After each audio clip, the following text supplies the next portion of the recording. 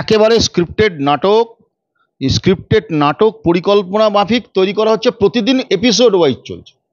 কে কোন সেলিব্রিটি কাকে প্রতিবাদ করলো, কোন সেলিব্রিটি ঘরে বসে আছে, কোন সেলিব্রিটি বললো না, কে কে দলের হয়ে বলছে, কে দলের হয়ে বলছে না, কে সিনেমা করছে, কে সিনেমা করছে না। আসলে উনি এখন চালের মধ্যে কাঁকড় বাচ্ছেন। মাননীয় কুণালবাবু, ও চালটা কাঁকড়েই ভর্তি। আপনি বাছার চেষ্টা করবেন না, যত বাঁচবেন আস্তে আস্তে চাল দেখবেন কাঁকড়ই বেশি হয়ে যাবে। এটাকে বলা হয় অপারেশন ধামাচাপা। অভিক দে লাল গেঞ্জি পরা যে ভিডিও ভাইরাল হয়েছে, বলছি এর সঙ্গে মুখ্যমন্ত্রীর ছবি দেখা গেছে, চন্দ্রিমা ভট্টাচার্যের ছবিও দেখা গেছে। যত করবে ফোঁস তাড়াতাড়ি হবে সন্দীপ ঘোষ।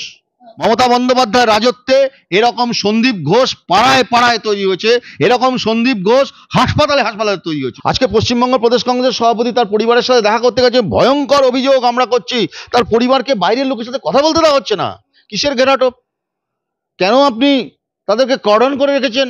নিশ্চিদ্র নিরাপত্তা সে পরিবার, পুলিশের গার্ড কেন? সারা পরিবারটাকে গার্ড দিয়ে রেখেছেন কেন? কারোর সাথে কথা বলতে দিচ্ছে না? কিছু কি আড়াল করতে চাইছেন? আমদনি কাণ্ডে আমি বলছি হাসতে হাসতে অপরাধীরা বেরিয়েছে। আর এই পুলিশ, বীরপুঙ্গব পুলিশ যারা আজকে বড় বড় বাতেলা মেরে বেড়াচ্ছে, তারা মাথায় এই গোয়েবেলস ছিল, তার মাথায় এই গোয়েবেলস তত্ত্ব সাজিয়েছিল। আমি অভিযোগ করছি, তাহলে কেন কামদুনি ছাড়া পেয়েছিল? হাঁসখালি কি হয়েছিল? কেন করতে পারেননি? আজকে বড় বড় ডায়লগ, আজকে বড় বড় কথা বলছেন আপনি, আপনার পাশে পুলিশ মন্ত্রী বসে আছে, কেন তাকে বলুন। বলছে কলকাতা পুলিশ সাফাই দিতে দিতে আর কতদূর এগোবে বলুন তো? কারণ দেখা যাচ্ছে যে সেমিনার হলের ভিডিও আপনারা ভাইরাল রূপে দেখেছিলেন, সেই সেমিনার হলের মধ্যে অভিক দে কে? এই অভিক দে তাকেও দেখা যাচ্ছে। যেহেতু আমরা দেখতে পেলাম সেন্ট্রাল ডিসি, তিনি কি বলছেন? তিনি বলছেন এই অভিক দে বলুন বা এই যারা যারা রয়েছে, যাদের যাদের পরিচয়, তারা কেউ কিন্তু বাইরের লোক নয়। কিন্তু জানা যাচ্ছে অভিক দে হচ্ছে সে এসএসকেএম এর ফার্স্ট ইয়ারের ছাত্র, সে আর কেউ নয়, সে কিন্তু আরজি গড়ের কেউ নয়, একদম বহিরাগত, এই মুহূর্তে প্রমাণিত।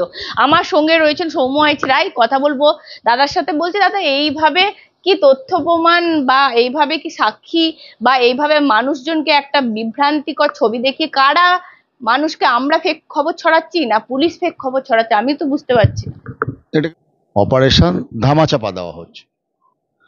এই অপারেশনের নায়ক হচ্ছে কলকাতার মানে যাকে বলা হয় গোয়েবলস,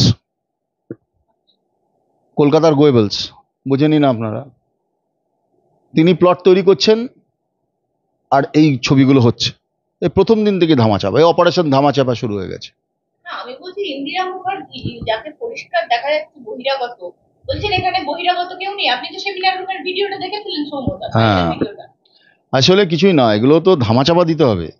এখন ধামাচাপা দেওয়ার জন্য কলকাতা পুলিশ প্রতিদিন নতুন নতুন নাটক সৃষ্টি করছে, নাটক তৈরি করছে। এইসব নাট্যকর্মী নাকি কি, আমি কাউকে ছোট করছি না, কিন্তু স্ক্রিপ্টেড নাটক। মানুষকে বিভ্রান্ত করার চেষ্টা করা হচ্ছে, সত্যকে আড়াল করার চেষ্টা করছে, সত্যকে লুকোনোর চেষ্টা করা হচ্ছে। মাননীয় মুখ্যমন্ত্রী, এখন আমরা নগরপাল দিদির ঢাল, এখন নগরপাল বিকাম দিদির ঢাল বাংলার মানুষকে বোঝানোর চেষ্টা করছেন। ওই জন্য রিক্লেম দ্য নাইট হওয়ার পরে ভয় পেয়েছিল। ভয় পাওয়ার পর থেকেই এরা নতুন নতুন সৃষ্টি, নতুন নতুন নাটক করে মানুষকে বিভ্রান্ত করছেন। দেখুন অদ্ভুত, একবার বলছেন, এক হাতে বলছেন ধর্ষকের ফাঁসি চাই, আর এক হাতে বলছেন যে অমুক কেন হলো তুমুক কেন। আসলে কিছুই না, তথ্য প্রমাণ লোপাটে ধর্ষকের ফাঁসি আপনি দেবেন কি করে? ফাঁসি দিতে গেলে তো প্রমাণ চাই। You must have the enough evidences, যেগুলো প্রেজেন্ট ছিল, তৈরি করা ছিল, একদম এক্সিস্ট করছিল, সেগুলোকে সুইপিং করা হয়েছে। ক্লিনড দ্য ফ্লোর, সুইপ করে ফ্লোরকে পরিষ্কার করা হয়েছে, তাই এটা হচ্ছে। আমি জানি না, অদ্ভুত ব্যাপার যে মাননীয় মুখ্যমন্ত্রী তার পুলিশ মন্ত্রী থাকাকালীন এত বড় ঘটনা ঘটার পরে তিনি কিভাবে এই ঘটনার পরে নিশ্চুপ হয়ে বসে আছেন। নিশ্চুপ। আপনারা শুনেছেন কখনো? না, কর্মীদের বলছেন, মানে তুমি করো ফোঁস, তাহলেই হবে সন্দীপ ঘোষ। সন্দীপ ঘোষও তো সৃষ্টি, এই সরকারের সৃষ্টি, তাই করছেন। আসলে ভয় পেয়েছেন তাই ভয় দেখাচ্ছেন। এত বড় একটা আন্দোলন, মানুষের আন্দোলন জনরোষে রূপান্তরিত হওয়ার পরে এত অপদার্থ পুলিশ প্রশাসন, সেই জায়গায় দাঁড়িয়ে উনি বলছেন আন্দোলনকারীদের আমি এফআইআর করতে পারতাম। করুন না, দেখি কত হিম্মত আছে, এটা করুন, আপনি করুন একটা এফআইআর। পুলিশের ছাত্ররা আমার বক্তব্যের অপব্যাখ্যা করছে। মানুষের আর খেয়ে দিয়ে কাজ নেই তো আপনার বক্তব্যের অপব্যাখ্যা করবে। আপনার বক্তব্যের ব্যাখ্যাই হয় না তো অপব্যাখ্যা কি করে করবে? জার্নালিস্টরা তো ছিল, তো আপনারা ছিলেন, টিভি ক্যামেরা ছিল, হাজার হাজার সংবাদ মাধ্যমের লোকেরা ছিল, তো তাদের সামনে পরিষ্কার, চালিয়ে দিক ভিডিওটা। বিরোধী দলের আর খেয়ে দিয়ে কাজ নেই, আপনার ব্যাখ্যা না পাওয়া তথ্যের অপব্যাখ্যা করতে যাবে। আসলে আপনি অপব্যাখ্যা করতে সাহায্য করছেন। বাংলার মানুষ যা বোঝার বুঝে গেছে। এখন আমরা কি বলছি? আমরা বলছি নির্যাতিতার জাস্টিস চাই, জাস্টিস চাইছে বাংলার মানুষ। আপনি রাজনীতি করছেন। উনিও তো চাইছেন, সেজন্য তো আজকে অবস্থান বিক্ষোভে ব্লকে ব্লকে কর্মীরা। এটা হচ্ছে অপারেশন ধামাচাপার আরেকটা কারণ। মানে আপনি ডাক্তারের কাছে, ধরুন আপনি অসুস্থ, আপনি ডাক্তারের কাছে যাবেন, ডাক্তারের কাছে গেলে কি হবে? আপনি বলবেন আমার চিকিৎসা করতে, ডাক্তার বলবে আপনি গেছেন, ডাক্তার আপনাকে বলছে আপনি আগে আমার চিকিৎসা করুন। সেরকম একটা অসুস্থ সরকারের নেত্রী তিনি এখন বলছেন যে বিচার চাই। উনি কার কাছে বিচার চাইছেন? আমি একটা কথা বলবো, এই যে অভিক দে লাল গেঞ্জি পরা যে ভিডিও ভাইরাল হয়েছে, বলছি এর সঙ্গে মুখ্যমন্ত্রীর ছবি দেখা গেছে, চন্দ্রিমা ভট্টাচার্যের ছবিও দেখা গেছে। এই পশ্চিমবঙ্গে আরজিকরের যিনি মুখ্যমন্ত্রী, আরজিকর হাসপাতালের যিনি মুখ্যমন্ত্রী, মানে আমরা ঠিক এইভাবে বলতে চাই যে আরজিকরের যে মুখ্যমন্ত্রী, অলিখিত মুখ্যমন্ত্রী, এই সন্দীপ বাবুর অনেক বড় হাত। সন্দীপ বাবুর নেক্সাসটা বিশাল বড়। তো ফলে কেন আপনি জীবনে কোনোদিন শুনেছেন অনিচ্ছাকৃত ধর্ষণ? শুনেছেন কোনোদিন? পুলিশ এফআইআর করছে অনিচ্ছাকৃত ধর্ষণ।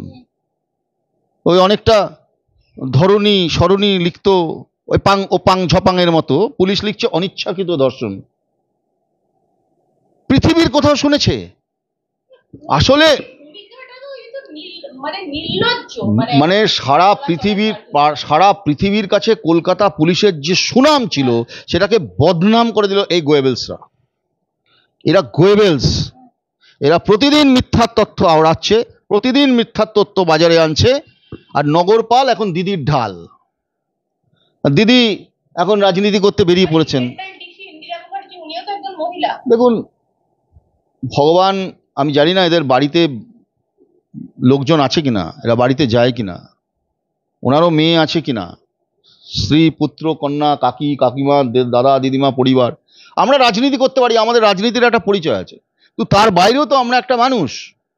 এই মানুষের পরিচয় থেকে থাকলে তার এই ধরনের বক্তব্য দেওয়া মানে হচ্ছে তিনি কাউকে খুশ করছেন, কারোর ইনস্ট্রাকশনে করছেন। সৌম্যদা, আমি এই প্রসঙ্গে একদম আপনাকে বলে রাখি যে পুলিশ রীতিমতো দেখা গেছে সোশ্যাল মিডিয়ায় পোস্ট যে পুলিশের মেয়ের চিন্তা ছাড়ো, লড়াই করে হচ্ছে বড়, আপনাদের চিন্তা করার দরকার নেই পুলিশের মেয়েকে নিয়ে।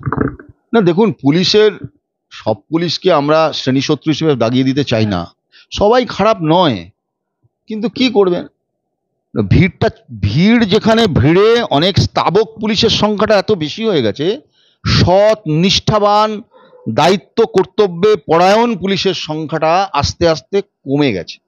কারণ সবাই ওই কালীঘাট আর ক্যামাক স্ট্রিটকে তোষণ করতে ব্যস্ত।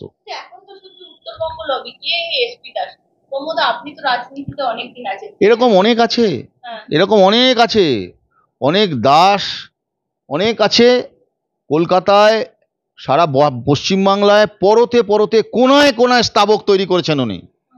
শুধু জি হুজুরি করো আর ওই ওনার লেখা কবিতা পড়ো আর হ্যাঁ হ্যাঁ হ্যাঁ হ্যাঁ করো, প্রশাসনটাকে গাড্ডায় পাঠাও, এই করে মাননীয় মুখ্যমন্ত্রী প্রশাসনের সর্বনাশ বাড়িয়েছে, সর্বনাশ করে দিয়েছে। আর উনি আর বাংলায়, আমি তো বলছি ওনার নাম মাননীয় মুখ্যমন্ত্রী না দিয়ে, মমতা বন্দ্যোপাধ্যায় না দিয়ে ক্ষমতা বন্দ্যোপাধ্যায় দিলে ভালো হবে। নইলে ভাবছেন এখন আর এটাকে রাজনীতির দিকে টার্ন নিচ্ছে, বলছে সিবিআই পাচ্ছে না, কালকে বলবে ইন্টারপোল পাচ্ছে না, পরশু বলবে আরে আপনি কেন পারেননি, আপনার পুলিশ কেন পারেনি, আপনি কেন রক্ষা করতে ব্যর্থ? কাকে আড়াল করতে চাইছেন মাননীয়া? আপনি কাকে আড়াল করতে চাইছেন? আরজি করের সামনে যান, গিয়ে দেখবেন গার্ড দিয়ে রেলিং দিয়ে মনে হচ্ছে পাকিস্তানের বর্ডার। না না, আমরা গেছি সলিডারিটি জানাতে, আমাদের সভাপতি মানবিক মুখ নিয়ে ডাক্তারদের পাশে থাকিয়ে বলেছেন তোমাদের পাশে আছি, তোমাদের পাশে আছি, তোমরা লড়াই করো, বাংলার জন্য লড়াই করছো, মানুষের জন্য লড়াই করছো। আমাদের রাজনৈতিক রং মনে রাখবেন, পলিটিক্যাল ধান্দাবাজি করতে যায়নি ওখানে অধীর চৌধুরী। আমরা পলিটিক্যাল ধান্দাবাজি করতে চাই না, যারা পলিটিক্যাল ধান্দাবাজি করছে করতে দিন, কিন্তু আমরা মনে করি যে বাংলার মানুষ তাদের স্বার্থে আমরা এই আন্দোলনে যারা থাকবে তাদের পাশে থাকবো। এক। দুই, আজকে উনি রাজনীতি এখনই বলে রাখছি আপনাকে, রোজিনা আপনি দীর্ঘদিনের জার্নালিস্ট, আপনাকে এখনই বলে রাখছি, মাননীয় মুখ্যমন্ত্রী দুদিন পরে বিধানসভায় আইন আনার জন্য যে প্রচেষ্টা করছেন, বিল করছেন, করুন, ভালো কথা। তারপরে উনি যেটা করবেন, বলবেন এই তো রাজ্যপাল সই করছে না, চলো ওখানে ধর্নায় যাই। এই প্রধানমন্ত্রীকে চিঠি লিখছেন, প্রধানমন্ত্রী আবার ওনাকে চিঠি লিখবেন, পত্রালাপ, লেটার আদান প্রদান, চিঠি এদিক ওদিক শুরু হয়ে গেল। এবার ন্যায় সংহিতাতে তো পরিষ্কার করে এই ধর্ষণের শাস্তি রীতিমতো ফাঁসি আছে। কেন আপনাকে এটা তো পরিষ্কার, উনি মানুষকে বোকা বানানোর চেষ্টা করছেন। আমি বলছি যে কেন 2012 সালে আপনি বলুন না, 2012 নির্ভয়া কেসে ফাঁসি হয়নি 4 জনের? বলুক বাংলার মানুষ, বলুন। 2008-এ মাফ করবেন, 2008-এ 4 জনের ফাঁসি হয়েছিল। অটো শঙ্কর কেসের ফাঁসি হয়নি? আপনি বলুন বানতলাতে 2 জনের ফাঁসি হয়নি? ধনঞ্জয় 2004 ফাঁসি হয়নি? এই বাংলাতে কি ফাঁসি কি নতুন নাকি আইন নেই? 2019 সালের পরে যে কড়া আইন ভারতবর্ষে এসছে তাতে পরিষ্কার ফাঁসি, চরমতম সাজা, রেয়ারেস্ট অফ দ্য রেয়ার কেসে মহিলা নির্যাতনের কঠোর শাস্তি দেওয়া হচ্ছে। তবুও বলছি, যদি মাননীয় মুখ্যমন্ত্রী পশ্চিমবঙ্গে আইন আনেন, কনকারেন্ট লিস্টে আছে, আনতেই পারেন, তার থেকে বেশি শাস্তি হতেই পারে। আইনের থেকে তদন্তটা করুন না। তদন্ত বলছে কলকাতা, এবার অভিষেক বন্দ্যোপাধ্যায় বলছেন সৌম্যদা কেন সন্দীপ ঘোষকে সিবিআই অ্যারেস্ট করছে না? আমি বলছি 4 দিন তো কলকাতা পুলিশের হাতে ছিল, কলকাতা পুলিশ কেন অ্যারেস্ট করলো না? একবার তো পুলিশ মন্ত্রী পাশে তো পিসি বসেছিল, পিসিকে জিজ্ঞাসা করতে পারলো না কেন? গল্প করছেন, এখন গল্প দিচ্ছেন, এখন গল্প, সাধারণ মানুষকে বোকা বানাচ্ছেন আর সাধারণ মানুষকে শুধুমাত্র উল্টো পাল্টা বোঝাচ্ছেন। আচ্ছা আপনি বলুন, কামদুনি কাণ্ডের পরে আপনি কি করেছিল আপনার পুলিশ? এই তো কমিশনার, এই কমিশনের তো ছিল, কেন তারা আজকে প্রমাণের তথ্যের ইয়েতে লোপাট হয়ে মানে তারা বেরিয়ে গেল, তারা ছাড়া পেয়ে গেল? আপনি বলুন হাঁসখালির কাণ্ডেতে কেন ফাঁসি দিয়েছিলেন? স্পেসিফিক করে বলতে পারি দর্শকদের উদ্দেশ্য, সৌম্যদা হাইকোর্ট থেকে যখন নির্যাতিতার পরিবার বেরিয়েছে আমাকে বলছে দিদি তারা কেঁদে মাটিতে লুটিয়ে পড়ছে যে সবাই ছাড়া পেয়ে গেল। ওখানে হাইকোর্ট পরিষ্কার করে বলে দিয়েছে পুলিশ তথ্য প্রমাণ দিতে পারেনি, ঠিক মতো পুলিশ দিতে পারেনি। কামদুনি কাণ্ডে আমি বলছি হাসতে হাসতে অপরাধীরা বেরিয়েছে, আর এই পুলিশ বীরপুঙ্গব পুলিশ যারা আজকে বড় বড় বাতেলা মেরে বেড়াচ্ছে, তারা মাথায় এই গোয়েবেলস ছিল, তার মাথায় এই গোয়েবেলস তত্ত্ব সাজিয়েছিল। আমি অভিযোগ করছি, তাহলে কেন কামদুনি ছাড়া পেয়েছিল? হাঁসখালি কি হয়েছিল, কেন করতে পারেননি? আজকে বড় বড় ডায়লগ, আজকে বড় বড় কথা বলছেন আপনি, আপনার পাশে পুলিশ মন্ত্রী বসে আছে, কেন তাকে বলুন? কেন আমি বলছি সন্দীপ ঘোষকে কেন অ্যারেস্ট করেনি বলছেন? সন্দীপ ঘোষকে তৈরি করেছে কে? সন্দীপ ঘোষ এত বড় হয়েছে কি করে, এত মহিরুতে পরিণত হয়েছে কি করে? সন্দীপ ঘোষ এত বড় দুর্বৃত্ত তৈরি হয়েছে কি করে? আর আরজি করের মধ্যে এত দুর্নীতির আখড়া তৈরি হয়েছে কিভাবে? উত্তর আপনাকে দিতে হবে অভিষেক বাবু, আপনি দেবেন অভিষেক বাবু উত্তর। মমতা বন্দ্যোপাধ্যায়ের রাজত্বে এরকম সন্দীপ ঘোষ পাড়ায় পাড়ায় তৈরি হয়েছে, এরকম সন্দীপ ঘোষ হাসপাতালে হাসপাতালে তৈরি হয়েছে। আরজি করে এত বড় একটা দুর্নীতি কাণ্ড চলতো, আপনি বলেন আপনি সব জানেন, বাংলায় কোথায় কি চলছে আপনাদের কাছে সব খবর থাকে, সন্দীপ ঘোষ কি করছে জানতো না? আসলে এই তত্ত্বটা হচ্ছে মিডিয়ার কর্মীরা যখন সামনে চলে আসছে বা একটা বড় ঘটনা ঘটছে, তারপরে ওনাদের প্রোঅ্যাক্টিভনেস বাড়ছে, তখন রাজনীতি শুরু হয়েছে, আন্দোলন দেখানো, আমি অমুক আইন আনতে যাচ্ছি, আমি তমুক আইন আনতে যাচ্ছি। এখন লড়াইটাকে নিয়ে যাচ্ছেন কোথায়? রাজ্যপাল, কলকাতা মুখ্যমন্ত্রী, লড়াইটা কোথায় নিয়ে যাচ্ছে? Lalbazar versus CBI. আমি আরেকটা কথা বলতে চাই, কাকুলি ঘোষ দস্তিদার তিনি কি বলছেন জানেন? তিনি বলছেন আগে নাকি সিপিএম আমলে নাকি কোলে বসিয়ে পরীক্ষা দেওয়া হতো ছাত্রীদেরকে, মানে উনিও তো পাশ করেছেন, তখন কি করে এরকম ধরনের কথা বলতে পারেন উনি? কতটা মানে উনি বলেছেন, আপনার মনে থাকবে পার্ক স্ট্রিটে খদ্দেরের সাথে কাস্টমারের একটা বছর। দেখুন, সংবেদনশীল মহিলা সাংসদ কাকুলি দেবী একজন ডাক্তার, সর্বোপরি সমাজের একজন ডাক্তার। আমি শুনেছি কাকও কাকের মাংস খায় না। এই লজ্জা, বাংলার লজ্জা। আপনি তৃণমূল হওয়ার আগে আপনি একজন মহিলা, আমি ধরে নিলাম, আমি আমি ধরে নিলাম সেরকম ঘটনা কোনো সময় ঘটেছে, কিন্তু আপনি তার মানে সেই শিক্ষা নিয়ে গ্রহণ করেছেন? আপনি তার মানে চান বাংলা এগুলো চলুক? আপনি চান হিস্ট্রির সেটা রিপিট হোক? ব্রিটিশ আমলে কত অত্যাচারের কাহিনী হয়েছে, তার মানে সেটা এখনো আপনাকে করতে হবে? আপনার সরকার সেটা করবে আর আপনি তাকে ডিফেন্ড করবেন? আপনি একটা খারাপ ঘটনাকে দিয়ে আরেকটা খারাপ ঘটনাকে জাস্টিফাই করছেন। একজন ডাক্তার হয়ে, একজন সাংসদ হয়ে, সংবিধানের শপথ নিয়ে লোকসভাতে যান আপনি, লজ্জা বাংলার আপনি একজন সাংসদ। আপনি না বলেছিলেন পার্কস্ট্রিট কাণ্ডে যে খদ্দেরের সাথে গ্রাহকের ঝগড়া, সুজেট জর্ডন, আমি নাম নিচ্ছি, আমরা মার্জনা করবেন, সুজেট জর্ডনের আত্মা আজও শান্তি পায়নি পশ্চিমবাংলায়। মনে আছে মুখ্যমন্ত্রী সেদিনের পুলিশ অফিসারকে বদলি করে দিয়েছিলেন? লজ্জা করা উচিত মাননীয় মুখ্যমন্ত্রী। এবং মাননীয় মুখ্যমন্ত্রীর সাথে এরা হচ্ছে মুখ্যমন্ত্রীর পারিষদবর্গ, যারা মুখ্যমন্ত্রীকে সংবেদনশীল হতে বাধা দিচ্ছেন। এবং আমি বলবো যে যত মুখ্যমন্ত্রীর দোষ, তার সঙ্গে আপনাদের দোষ আরো বেশি।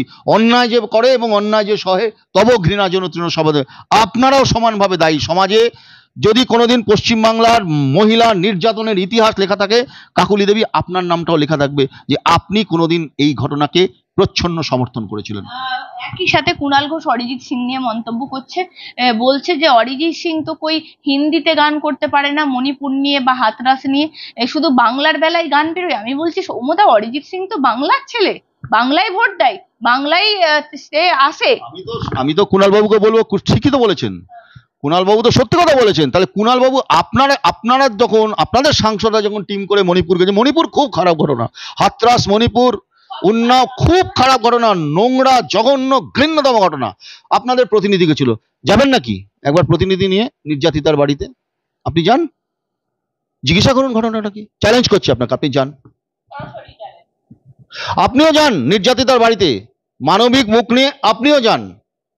আপনাকেও আমরা অনুরোধ করছি, আপনিও মানবিক মুখ নিয়ে আপনিও যান, একবার দাঁড়িয়ে কথা বলুন। এখানে কে প্রতিবাদ করলো, কে প্রতিবাদ করলো না, আপনি প্রতিবাদ করুন। আপনার যতটুকু ক্ষমতা তাই নিয়ে প্রতিবাদ, আমাদের ক্ষমতা নেই, আমরা ততটুকু প্রতিবাদ করছি।